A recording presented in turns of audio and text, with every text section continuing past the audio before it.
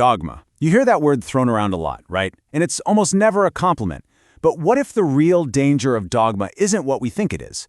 In this explainer, we're going to dig into what dogma really is, how it actually works, and, maybe the most surprising part, the role we might be playing in it without even knowing. So, let's jump in. All right, so let's start with the big question right out of the gate. Is dogma always, a bad thing? It's so easy to just say yes and move on. But the analysis we're looking at today suggests it's a lot more complicated than that. The real issue might not be that dogma exists, but how it gets used. And more importantly, who's actually enforcing it. So what even is dogma anyway? It's not just some dusty old list of rules.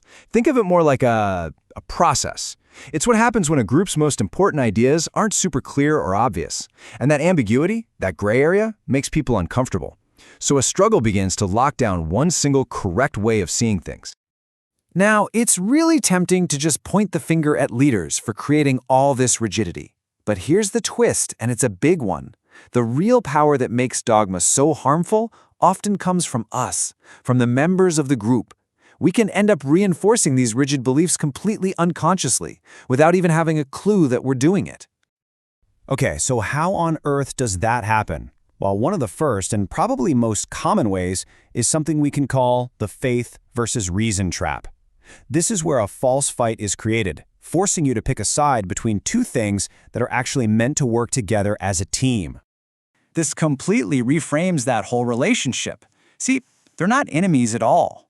Think of it like this. Your intuition, your faith, that's like your spiritual GPS. It gives you a sense of the destination, the perception of truth. But your intellect, your reason, that's the car. It's what you use to actually drive the route, to act on what you perceive, and to learn from the journey itself.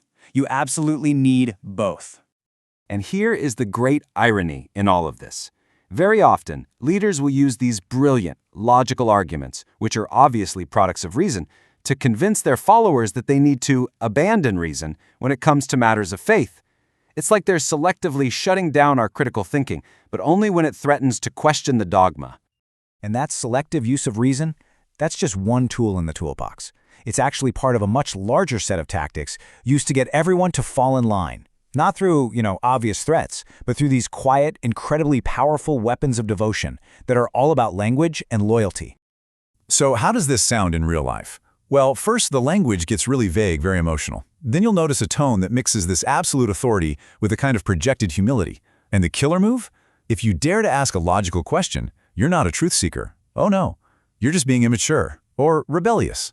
It's an incredibly effective way to shut down any genuine conversation before it even starts. All this pressure to just conform, it's often disguised as loyalty, right? Especially loyalty to a specific leader. But is that what's really happening here? Let's take a closer look. When you're on the inside, it feels like simple, pure loyalty. You're just supporting your leader. But there's another way to look at it. When any leader is treated as if they can do no wrong, when they are placed above the fundamental principles, the laws of creation, that loyalty can cross a very dangerous line. It becomes a form of idolatry. You're not following a principle anymore. You're worshiping a person.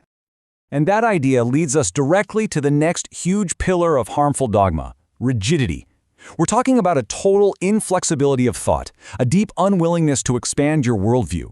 And over time, that turns what might have been a beautiful belief system into a kind of mental prison. Here is a really powerful way to understand this.